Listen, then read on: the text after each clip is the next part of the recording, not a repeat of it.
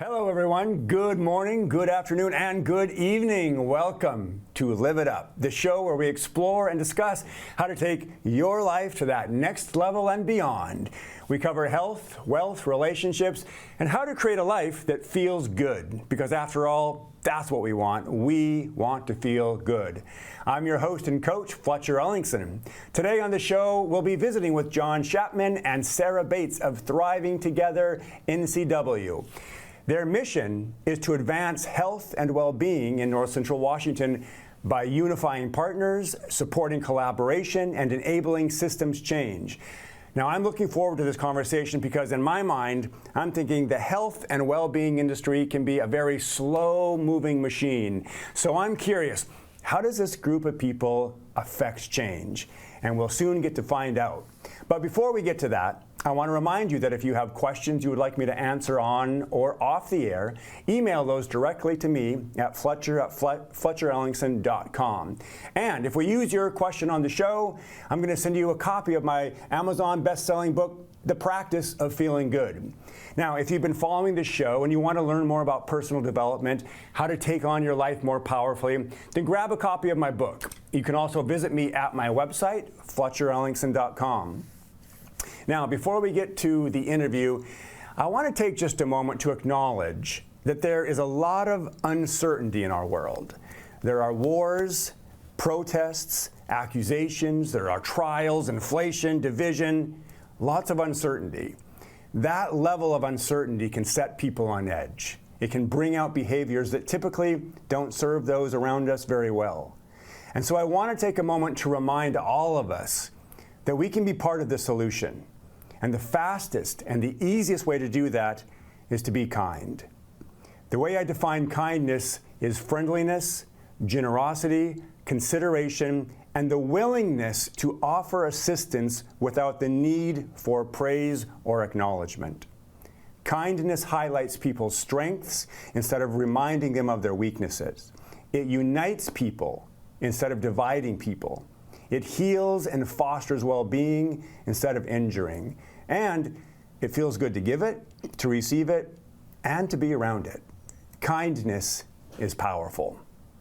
All right, we're going to take a quick commercial break. Then we'll be right back to visit with John and Sara. Stay with us.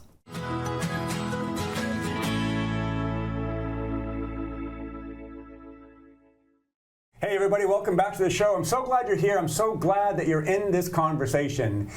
Today on the show, we are meeting with John Schapman and Sara Bates. Welcome to the show, guys. Thank you, Fletcher. Thanks for having us aboard today. Yeah, you bet. Hey, before we get into it, I always like to start off with a win. We want to notice what's working well in life. So I gave you a little bit of time to prepare, at least a few minutes. But what did you come up with? John, you want to take us off? So for me, you asked about professional win, and a number of years ago, we changed our organization's name to Thriving Together North Central Washington. So we used to be under a different name, North Central Accountable Community of Health, and right when we made that switch, what we started to see is people starting to connect with our organization. People understand what thriving means, what it means to be healthy and well, and they started to use that in the way that they speak and the way that their organization interacts with the community. And so that was a huge win for us to just see a little bit of that culture shift time in and time again. Yeah. My big win is for the first time we're collecting some of our own local data within for our organization, and we had a goal of getting 2,500 responses, and we're less than 100 responses away from that goal. So that's my big win. Oh, that's significant. Yeah.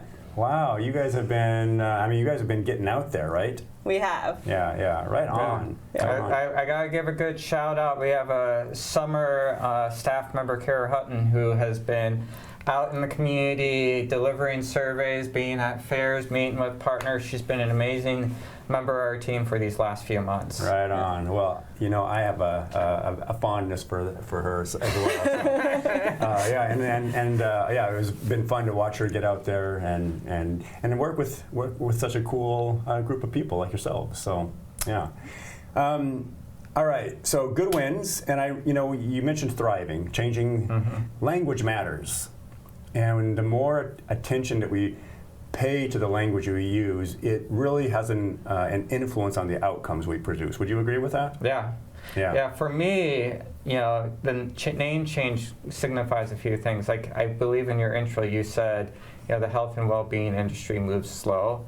It also tends to use a lot of language that, general population doesn't always really understand or track. Yeah. And so I think when we use the idea of well-being, we use the idea of thriving, we've seen so many organizations, not just the healthcare sector, not just the social service sector, come out and really understand what their role is in improving the well-being of our residents.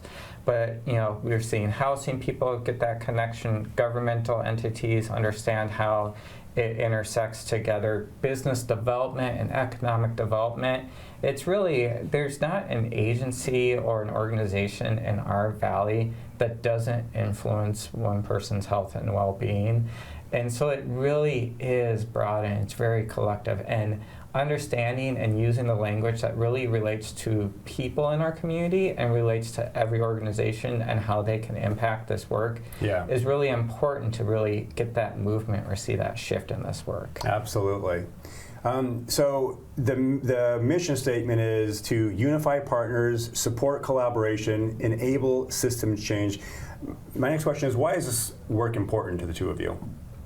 So at a broad level, we do have a lot of amazing organizations out there, right? And so, I think of any organization I can name in housing and social service, our healthcare industry, and they're doing what they can with the funding they have available to make an impact the individuals that they're trying to serve. Mm-hmm. What they don't have access to is they don't have always the time or the capacity to collaborate and work collectively together. And we're a small rural region. We're scrappy. We get together and we figure out how to do things. And for me, we're able to provide that resource or that ability to help them collaborate better together, help them work together. Sometimes they just need someone to come in and support the conversation, someone to schedule the meetings, to have the conversation, someone to remind them that it is important that we are working jointly together. It's not that no one doesn't want to do that or no one doesn't care. It's just sometimes they're so busy that we're able to come in and support that conversation and that service. Yeah. How about That's you, why Sara? I think, with our name, Thriving Together, it really is that together part for me of how we can work with all of our partners. And using the Vital Conditions framework, so it's a framework that covers belonging and civic muscle, humane housing, reliable transportation, meaningful work and wealth, thriving natural world, all of these different components, 7 different conditions to really bring about thriving for our residents. And so it's just how can we all work together in these different silos and bring them together. And I'm curious, on a personal level, why is this important to you? Like, why this line of work? There's lots of different things you could be doing with your time and energies. Why this? It's really important for me because I feel like I want to be a helper, right? I want to help those who don't have the resources that they need. And so I want to make a better community, not only for myself, but for my children and for the next generation. Yeah. Okay. Good. So I'm reading between the lines here, and what I'm hearing is you see a level of suffering, and you would like to help diminish that. Yeah, for sure. Yeah. Yeah. That was commendable. I want to acknowledge you both for the work that you're doing, and thank you for that. And I think an important thing to say, and for me, is people matter, right? And we have a diverse community in this Wenatchee Valley, and the ability for us to come together, for us to work jointly, even when we disagree on things, that can make amazing change. And really, for us, we want every single person in this valley to thrive, no matter who they are, no matter their background, no matter the belief system. We're really here to ensure that we have an opportunity for everyone to get ahead. Yeah, and I love that. As I listen to you both, it's like you guys, and you can tell me if I'm on track here, but you're like a resource hub, and acting out of a place of advocation. Is that accurate? Yeah, in the last couple of years, and again with the name change, we are leaning more in how we can be an advocate for our region. And so we work a lot with, in my role, I work a lot with state partners, with some federal partners as well. Really, how does the work at the state level translate down to North Central Washington? How does what they're trying to do make sense for us? And then even as we get into legislation and other work, how can we start advocating for the needs of our specific region? We have a huge state, and there's a lot of different needs out there.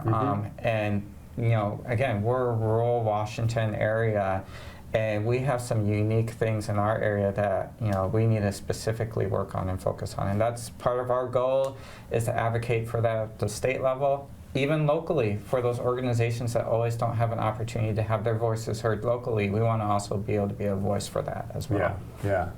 So can you give me an idea of how does this look on a day-by-day kind of situation? I'll let you start. Okay. For me, I'm the director of community data, which really means that I want to make sure that our community partners and our public have the data that they need in order to do the best work that they can do, that they are well informed about what data is being collected locally. And a lot of times those are behind closed doors. And so I'm really trying to bring transparency and accessibility to local data. So that's kind of my part of it, but also I want to make sure that that we have this data to really show where we are when it comes to the vital conditions and the resources that are needed for thriving, and to be able to track our progress and evaluate the work that we're doing. Yeah, because we live now more than ever in a data-driven society, yeah? Yep, exactly. And so my understanding is that you guys are not waiting for the data to come to you. You are actively going out and collecting data. Yeah. Exactly. And part of that too is also collecting data from local community members. And I think the well-being surveying that we're doing and that Sara's leading is really about hearing directly from the community about what they view is causing them to thrive and what they need to thrive, instead of always relying on state and federal data to have that story told for them. And so it's always important to really engage in the community, get that input. Yeah, and I think what you just said is really important.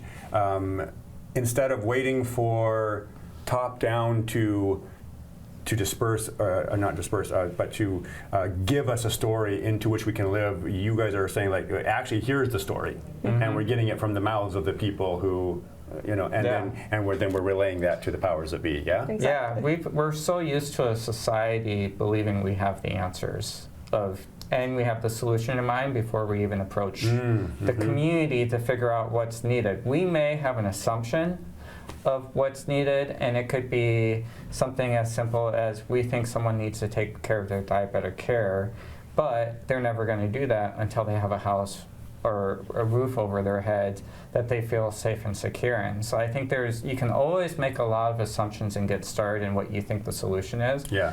But sometimes what's important to that individual for their health and well-being may be vastly different than what you think it is based on the data and the sheet of paper you're looking at. Yeah, got it. Okay, hey, we're going to take a quick break. Stay with us for some more engaging conversation. We'll be right back.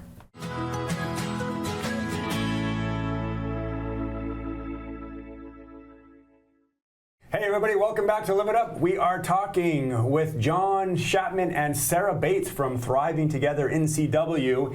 And the next question I have for you is, you talk about working upstream. And I love this concept because many organizations, and particularly like the health industry, spend a lot of time working downstream. Tell me a little bit like what it means to work upstream. Upstream really is about not necessarily addressing an individual's problem that's currently in front of them, but trying to figure out how do we build and create a system so that people don't run into those problems in the first place, right? So I think I mentioned earlier on, an individual ends up with diabetes, and the healthcare industry does a great job on managing that diabetic control. But what led to that to happen in the first place? What could we have done when they were young, as they were growing up, to ensure that the environment and the systems that they live in supported them to lead as healthy of a life as possible? I don't know that we'll ever fully eliminate the need for services to be provided for healthcare, for housing and homeless services, but can we really set more people up in a way that they don't need it, so that we stop a little bit at the volume that's needed, and those people who could have really led healthy lives had the supports through their life to get there. Yeah, it's really kind of it involves some reverse engineering so that you can begin to take preventative actions, right? Mm-hmm. Is that accurate? Yeah, and I think the tough thing about that is it takes time to get there. Yes. We as an organization, or we as a society, are funded to really drive down costs and take care of those needs that are in front of us, right? And that's important, right? When someone's suffering, we want to take care of them. The issue is that takes a lot of time. We're lucky to be able to, we don't provide direct services, and so we're able to look a little bit further ahead, since we're not as tied down into that work. And we're starting to able to have those conversations. What does it look 5-10 years down the road? What systems can we start putting in place to be more upstream, so that we really do have more people that are thriving, and we're utilizing the framework of the vital conditions to do that? And Sara really could expand a little bit more on that aspect of our work. Yeah. Yeah. Fill us in there, So Sara. the vital conditions really are the balance to those urgent services that are needed, when someone does have a problem. So how do we help balance, bring more investment to those things that will help improve lives before suffering and struggling happen? And so the vital conditions really, if we can get people into humane housing, if we can provide reliable transportation, and how we can work those organizations, who do housing, are making sure that they're talking to the transportation organizations, who are talking to the basic health and safety, our law enforcement, our hospitals and clinics. How do they all work together to make the environment for thriving? I think a good example of this that we see in the Valley now is affordable housing, right? We're not going to solve this tomorrow. There's not going to be hundreds of units built tomorrow of housing that will help reduce the cost of a house. Yeah. But we do need to start having that conversation, right? Our wage is increasing enough for someone to afford what now is a medium cost of a house. And if not, what are we doing really so that individuals don't end up on the street, that they aren't stuck renting all their life because they can't afford getting into what everyone deserves, is a basic home that they can call their own. And so those are upstream things to start thinking about. What are the structures we need to put in place now so that 5-10 years down the road, we have a market that helps keep houses affordable, helps give people livable wage jobs, so that those kind of aspects they can take care of on their own, and then they can start focusing on other aspects of health and well-being that are important to them. Yeah. So what I hear here that you guys are saying is that you guys are kind of like detectives and investigators. That's the image you're kind of painting for me anyways, that you're out there collecting data, you're talking with people, you're connecting people, you're reminding people of things, and then you're sending all this information to other entities that can cause change. Now I want to ask, in your opinion, is it working? Can we affect change at a greater level? I think yes. I think the thing that we're all going to have to accept, I'd like to say that we're moving at a super fast pace, but this is really just going to take time. Like I said earlier, people are starting to use the concept of thriving and the vital conditions in their language. It may seem like a small step, but I think people don't realize how some of that movement and that cultural shift and change will really impact things in the long run. It may influence a policy next year that has impacts 5 or 10 years down the road. And so it's kind of those subtle shifts and those subtle changes that then someone brings to their organization, someone brings to a policy level that actually has significant impacts that's sometimes really hard to measure, but is very, very effective. And we're seeing that happen on small levels, on larger levels, and we're really seeing that movement occur. So I would say yes, it's not always right out there in your face, and it's not going to occur maybe in the next 6 to 12 months, but year after year we're going to continue to see this progression made. Yeah, and I think something you said is really important, so I want to bring it back. The language again. If you see people beginning to use different language like thriving, that's powerful. Because for a lot of people, in their thinking, it's like, I just need to survive, right? And they're in survival mode, and that's their thinking. Well, I gotta survive another day, as opposed to like moving past simply surviving and beginning to explore and get curious about this thing called thriving, right? So yeah, if we can get that language into the vocabulary of more people, that begins to grow different thinking, right? And that different thinking leads to taking different actions, which leads to different results. So you guys are also kind of like planting seeds, it sounds like. And again, I give a lot of credit to Veronica Ferreras, who is our Director of Network Development, and Sara, who's our Director of Community Data, who are really leaning into this work of thriving. I don't know if you have any experiences you'd want to share just about some of your interactions with community partners on this topic. Yeah, I think I was really intrigued by what you're saying about being a detective, because I think a lot of it is that, we're really searching out to ask, our partners, organizations, like what's working really well where you are. Maybe that's in Omak or Okanagan, and knowing, hey, like maybe someone in Quincy or Ephrata or here in Wenatchee could learn from that experience. And so bringing that, more local work to a more regional viewpoint. And then also, we're doing this survey asking for individuals' take on how they are doing, what contributes to their well-being and the community's well-being, and what's inhibiting it. But really trying to keep that positive outlook of like what is going well and how can we, increase that across our region. Yeah, that's a great thing to look at, is what is going well, right? Yeah. Hey, we have to wrap things up, but I want to thank you so much for being on the show today, and thank you so much for the important work that you're doing in our community. It was great to have you here. Thank you so much, and we just appreciate the opportunity about sharing this work. Yeah, excellent. All right, and now it's time for you to get out there, be a source of kindness, be a source of contribution. You do have something to offer this world, and I believe in you.